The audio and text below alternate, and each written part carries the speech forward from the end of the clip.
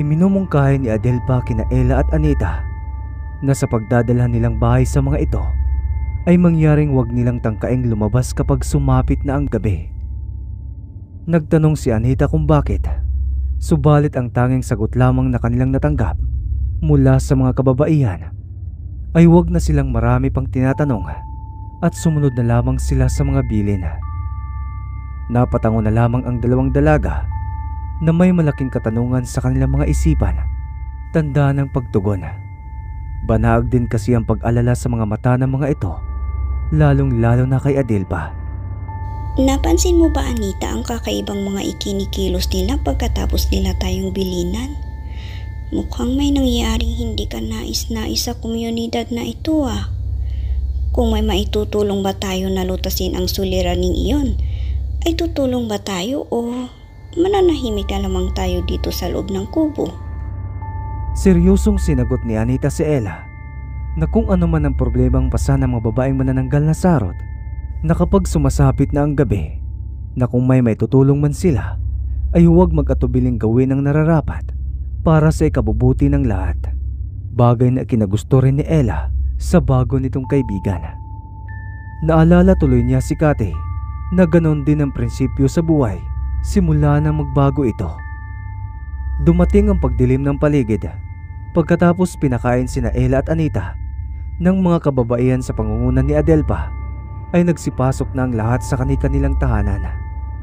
Pero maya-maya lamang ay may mga yabag ng tila mga kabayo sa labas na sinasadyang makagawa ng ingay para mabulabog ang lahat. Sumilip si Anita at Ella sa hinawing dingding ng pawid ng bahay na kanilang sinisilungan at doon nakita nila ang mga itim na tikbalang. Bumukas din ang pinto ng bahay ni Adelpa, sa kanya kinausap ang mga ito. Gamit ang tala sa pandinig ng isang pusa ay malinaw na naririnig ng dalawa ang usapan ng tikbalang na si Kenzo at ng manananggal na sarot na si Adelpa. Ayon sa narinig nila sa tikbalang ay gusto ulit nilang humiram ng isa sa mga babaeng manananggal na gagawin nilang parausan. Sa kanila ito isa sa uli kapag nagsawa na sila. Hindi naman pumapayag si Adelpa dahil ang huli nilang ginamit na dalagang kanilang kalahi ay binawian ng buhay dahil sa pagmamaltrato sa kanyang buong katawan. Dagdag pa ni Adelpa na hindi na sila magpapagamit sa mga ito kahit na anumang mangyari. Mas nanaisin pa nila ang mamatay kaysa habang buhay silang gagawing parausan ng mga ito. Nagalit ng gusto ang tikbalang na si Kenzo at lahat ng mga itim na tikbalang ay kanyang pinabalik sa kanilang mundo para ihanda ang mga sarili sa gagawing pagsugod. Ayon dito ay matatapos ang usapan sa gabing yon, nadadanak ang dugo at mawawala ang lahi ng mga manananggal na sarot. Buong tapang naman siyang sinagot ni Adelpa na lalaban sila hanggang kamatayan para lamang maipagtanggol ang kanilang mga puri. Mabilis na umalis ang pangkat ng mga itim na tikbalang at pinaganda naman ni Adelpa ang kanyang mga kasama. Inuutosan niya ang mga ito na umpisahan na nilang magpahid ng lana sa buong katawan dahil tinitiyak niyang babalik at babalik ang mga tigang na tikbalang dahil hindi nakuha ng mga ito ang kanilang gusto. Matagal na rin kasing nahahalata ni Adelpa na may gusto at may pagnanasa sa kanya si Kenzo, kaya hindi malabong iyon din ang dahilan kaya gagawa ito ng paglusob, at kapag nagapi sila ay malaya na nitong gagawin ang naisin niya sa babae. Sa paglipas ng ilang mga minuto ay unti-unting bumabangis ang wangis ng mga kababaihan hanggang sa nagsitubuan ang kanilang mga pakpak, na ibig sabihin lamang noon naganap na silang mga manananggal na sarot. Shucks, Anita, ganito pala ang tutunil ng wangis.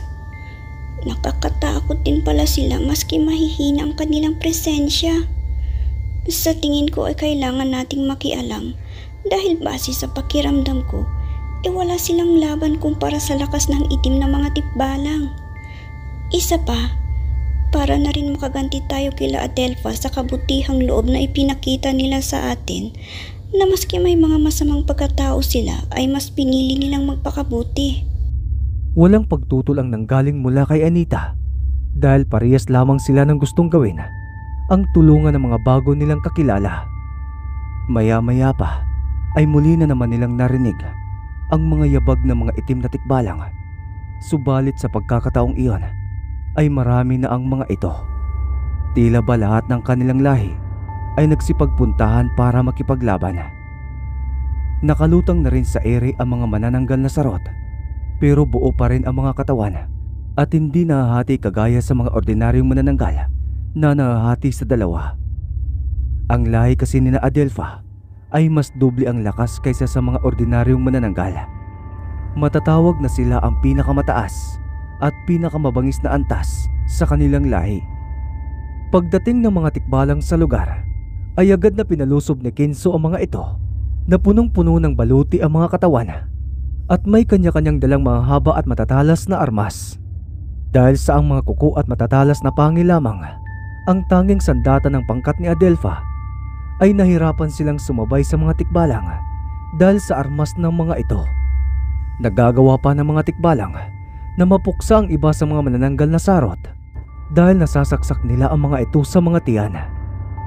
Nang hindi na mapigilan ng dalawang dalaga ang kanilang galit at awa kina Adelpha, ay nagpasya na silang labagin ang bilin sa kanila. Lumabas sila ng kubo, saka seryosong naglakad palapit sa mga tikbalang. Tanging katapangan lamang ang mababanaag sa mata ng mga ito na siyang ikinagulat ng mga itim na tikbalang. Kaagad namang namukhaan ng isa sa mga kawal ang dalawang dalaga, kaya sinabi niya sa pinuno nilang si Kenzo na ang dalawang dalagang papalapit sa kanila ay lubhang mapanganib. Sinabi rin niya na ang dalawang ito ay ang mga dalagang nakapasok sa kanilang mundo na pumatay sa dalawang bantay ng palabas na lagusan.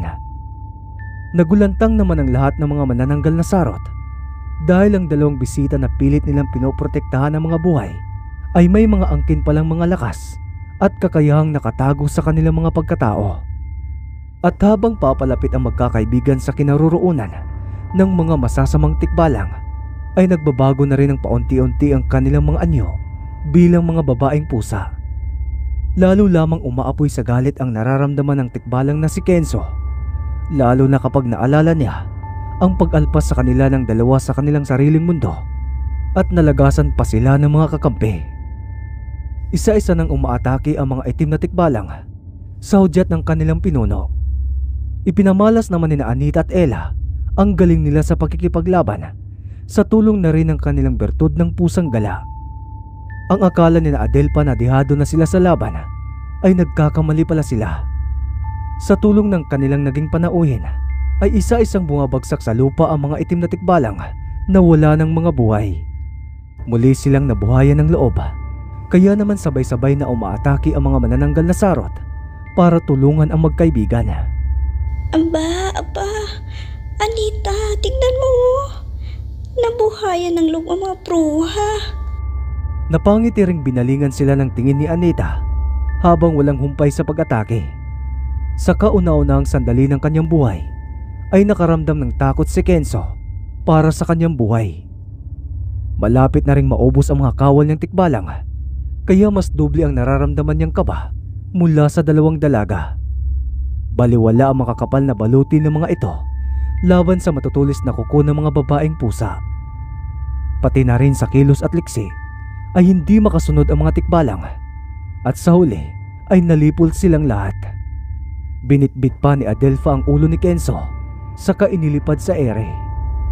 Pagkatapos niyang titigan ito ng masama at nginitian ng nakakainsulto, ay dinuraan niya ang ulo ng tikbalang. Sa kanya pabalibag na itinapon pa ibaba. Nagdiwang naman ang ibang mga manananggal na sarot dahil sa pagkakalaya nila sa kamay ng mga mapang-abusong itim na tikbalang. Taos-pusong pasasalamat ng mga manananggal na sarot kina Ella at Anita, kaya naman isang sorpresa ang ipinakita nila sa dalawa. Mula sa kubo ni Adelpha ay kinuha niyang bertud ng kanilang lahi na matagal na nilang iniingatan. Gusto na nilang makawala sa sumpa ng isang manananggal at matatanggal lamang iyon kapag may isang mabuting tao silang makikita. Alam nilang isa sa dalawang dalaga ang makakagamit nito at makakaalis ng itim na presensyang bumabalot sa birtud na iyon. Iningatan nila ng matagal na panahon na hindi makuha ng masasama ang kanilang birtud para hindi ito magamit sa kasamaan. Subalit nagbigay ng babala si Adelpha na ayon dito, ang sino mang magsusuot sa tinatawag nilang bertud ng ibong uwak at hindi pipiliing tagapangalaga ay hihigupin nito ang buong lakas at karunungan ng taong iyon. Kaya nagkatinginan sina Ella at Anita. Dahil sa tiwala naman ang dalawa sa pagkabusilak ng kanilang puso, ay walang pag-alinlangan nilang tinanggap ang hamon. Nauna si Anita na nagsuot ng kwintas. Bigla na lamang dumugo ang ilong ng dalaga, saka ito nahilo. Umiilaw ang noo nito, saka dahan-dahang lumalabas ang bertud ng pusang gala, pero wala na itong bisa. Nalungkot ang mga kababaihan sa nangyari kay Anita, lalong-lalo na si Ella. Mukhang nawala na rito ang kakayahan na makipaglaban. Magkaganon man, ay matapang pa ring pinulot ni Ella ang bertud, saka isinuot sa kanyang leeg. Hindi naman napaano ang dalaga, bagkus ang dating itim na kulay ng bertud ay unti-unting naging kulay bugaw, kasabay ng paglitaw ng isang malaking agila na palipad-lipad sa himpapawid. Natuwa naman si Anita at Adelpha at ang mga kababaihan sa naging magandang resulta. Sinabi ni Adelpha na ang malaking agila ang siyang magiging gabay ni Ella sa lahat ng kanyang pupuntahan. Nilapitan naman ni Ella si Anita para kamustahin. Sinabi naman sa kanya ng dalaga na ayos lang ang kanyang pakiramdam. Bahagya lamang na nanghina at nawala ang malakas na aurang dumadaloy sa kanyang katawan. Tinanong naman ni Ella si Adelpha kung pwede bang ibalik ang kakayahan ng kaibigan na nahigop ng bertud, subalit umiiling ang babae. Sinabi nito na ang nakuha ng bertud ay hindi na pwedeng ibalik pa sa may-ari. Ang lahat ng iyon ay mapupunta sa mapipiling tagapangalaga. Nalungkot man, pero natuwa na rin si Anita dahil sa mabuting kamay pa rin napunta ang kanyang kakayahan at sa mismo pa niyang kaibigan. Binili na lamang ni Ella sina Adelpha na samahan ang dalaga sa paglalakbay pabalik sa sibilisasyon at kaagad naman silang pumayag. Pagsapit ng umaga ay oras na para sa paghihiwalay ng landas ng dalawang dalaga. Madrama ang naging paalamanan ng isa't isa, subalit wala silang magagawa dahil mas magiging delikado ang buhay ni Anita kapag nagpatuloy pa siyang sumama kay Ella sa pagliligtas kay Diwata Hania. Masakit man pero mas pipiliin ni Ella ang kaligtasan ng kaibigan kaysa ipagsapalaran ng buhay nito. Pagkatapos ng yakapan ay inutusang bumaba ni Ella ang malaking agila, saka ito sumakay sa likod niya. Tila nagkakaintindihan naman sila sa kanilang isipan dahil pagturo ng dalaga sa gawing kanluran ay ikinampay na ng malaking agila ang mga pakpak nito, saka lumipad ng mataas para tahakin ang direksyon na itinuro ng kanyang bagong tagapangalaga. Pagkaalis ni Ella ay nagpasya na ring ihatid ni Adelpha si Anita pabalik sa lugar na pinanggagalingan nito ayon sa utos sa kanila ng dalaga. Hinahaplos-haplos naman ni Ella ang balahibo sa liig ng malaking ibon habang nakangiti. Parang panaginip lang ang lahat Hindi ko inaasahan na may mga ganitong eksenang darating sa aking buhay. Salamat sa pagtitiwala, kaibigan. Tulungan mo sana ako na mapabilis ang paghahanap sa aking diwatang si Hania. Nanganganib ang kanyang buhay, kaya kung may nalalaman ka, ay tulungan mo sana ako. Makakaasa ba ako sa iyo, ha? Kaibigan kong ibon? Matinis na busis ang isinagot nito, saka binilisan ang paglipad. Mas lalo namang natuwa si Ella dahil mukhang magkakasundo kaagad sila ng panibago niyang kaakibat sa paglalakbay.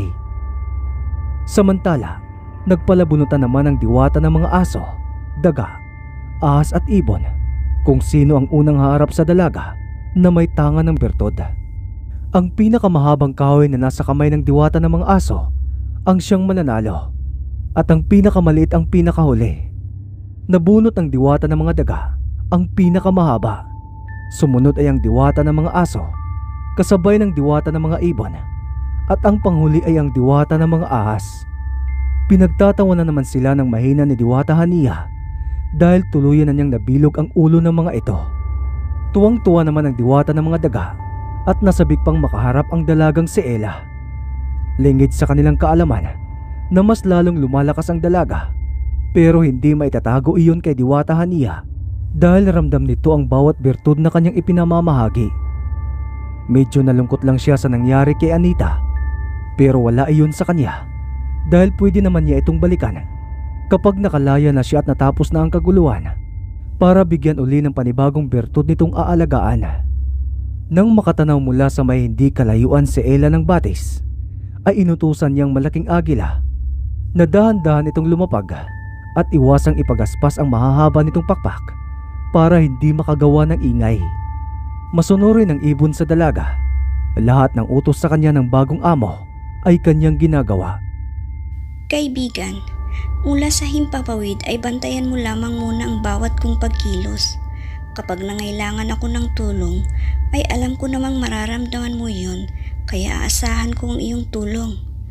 Sige na, lumipat ka na. Dinampian muna ng dalaga ng kanyang labi ang bagong alaga saka ito lumipad. Inumpisahang tahakin ng dalaga ang daan papuntang batis na nakita. Kailangan uli niyang magumpisang mag-ingat dahil baka alam na ng mga masasamang diwata ang kanyang pagdating. May mga pagkakataong tumitingala ito sa kalangitan para tingnan ang higanting agila. Paikot-ikot lamang itong lumilipad sa kanyang tapat na para bang sinisilungan siya sa sikat ng araw. Kaya napangiti si Ella dahil sa naiisip, saka nagpatuloy sa paglalakad. At nang makalabas siya sa gubat at makatuntong sa batis, ay doon siya hinarap ng diwata ng mga daga. Walang paligo-ligo na nagpalit ito ng anyo. Sa kanya inatake ang dalaga. Sa mga pagkilos na ipinamalas ni Ella, ay nagulat ito sa mismong sarili. Halos kasi pati siya ay hindi na niya masundan ang sariling mga galawan. Para kasi siyang kisap mata kung kumilos. Ganon din ang diwata ng mga daga ay napaatras dahil sa napatunayan. Napalingon pa ito sa mga kasama niyang diwata na pinapalakpakan siya at tila ba pinapalakas ang kanyang kalooban. Dahil sa pag-uudyok ng mga ito ay napilitan siyang umatake kahit labag sa kanyang kalooban. Mapapahiya kasi siya at pagtatawanan, kaya mas minabuti na lamang niyang sumugal maski alam na niya mismo sa kanyang sarili na dihado siya kay Ella. Nagtataka man ay sinubukan naman ng dalaga ang taglay niyang lakas kung may pinagbago din ba yun. Kaya sinalubong niyang papasugod na diwata, pero napapaatras din siya dahil sa nabanaag niya mga mata ng katunggali ang labis na takot. Ang kaso nga lang, sa pag-ilag niyang iyon at sa palakpakan ng ibang mga diwata ay tila ba lumalaki ang ulo ng kaharap na diwata dahil biglang yumayabang ang itsura nito. Hay nako, maaawa na sana ako sa'yo kaso may pagkahambog ka din pala. Iyan ang isa sa pinakaayaw kong ugali, kaya pasensya ka na ha. Kailangan na kayong mabawasan. Sinalubong ni Ella ang kamao ng diwata ng mga daga gamit din ang kanyang kamao. At nang magtama ang mga ito, ay halos sumiwalay ang kaluluwa ng diwata sa katawang lupa nito nang madurog at mawasak ang buo niyang braso.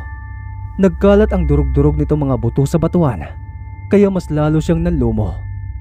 Muli siyang sinuntok sa panga ni Ella at dahil sa lakas ng puwersa ay walang buhay na tumilapon sa ere ang diwata. Mabilis naman itong hinagip ng higanting agila, saka siya nito kinain. Nagulantang ang tatlong diwatang kasamahan nito, samantalang si Diwata Hania ay tumatawa ng malakas saka pumapalakpak. Alam na kasi nito na kayang-kaya ni Ella ang mga diwatang iyon, kaya kalmado lamang siya sa loob ng kulungan. Naglakad ng marahas ang diwata ng mga aso na nasa anyong malaking aso na hawig sa isang asong lobo. Nagpapantigan ng mga ngipin nitong nilapitan ang dalaga. Diwata Hania, kumusta po kayo dyan? Hindi naman ba kayo sinaktan ng mga masasamang diwatang ito at mga ganit sa kapangyarihan? Hindi naman, Ella. Ayos lang ako. Nakulong lang nila ako pero hindi nila ako kayang saktan. Mabuti naman po kung ganon. Sige po, mamaya na tayo magkwentuhan at may tatapusin mo na akong laban. Sige lang, Ella. Mag-iingat ka dahil isa sa kanila ay tuso sa pakikipaglaban. Tumango si Ella sa kanya, nilapitan din ang diwata ng mga aso. Mabangis ito kung pagmamasdan, pero walang makikita ang takot sa dalaga. Bagkus nasasabik pa itong malaman kung ano ang kakayahan nito. Walang ano-ano'y nag-alakidlat itong kumilos na paikot-ikot sa dalaga. Tila ba nililito muna niya ang dalaga, saka niya ito tsitsimpuhang sakmalin. Nakatunog naman kaagad ang dalaga sa gustong mangyari nito, kaya ang ginawa niya ay sinundan niya ang bilis ng pagkilos nito. Nagulat na lamang ang dalawang diwatang nasa gilid nang tumigil ang dalawa sa pagkilos ng mabilis. Hawak-hawak na kasi ni Ella sa leeg ang diwata ng mga aso, saka nito malakas na inihagis sa kanilang kinaroroonan. At dahil sa natamong pinsala ay hindi na nagawang makatayo pa ng diwatang iyon. Sa galit ay ang diwata na ng mga ibon ang kaagarang nagpalit ng anyo bilang isang malaking kalapate. Lumipad ito ng bahagya sa kasana aatake, ngunit hindi nito inaasahan ang pagdamba sa kanya ng malaking agila mula sa likuran nito. Nahagip nito ang kanyang mga pakpak, saka inilipad siya sa ere. Pagkatapos ay tinuka siya sa leeg hanggang sa malagutan siya ng hininga. Kaya pabulusok na bumagsak ang diwatang kalapate na wala ng buhay ng bitawan ito ng higanting agila. Hindi naman inaasahan ni Ella ang ginawa ng mga diwata ng ahas. Dahil isa-isa nitong nilingkis ang mga bangkay ng kanyang mga kasamang diwata, sa kanya isa-isang kinain ng buo ang mga ito. Hindi na bago kay Diwata Hania ang estilo ng diwatang iyon, dahil likas na dito ang pagiging traidor at ahas na pag-uugali.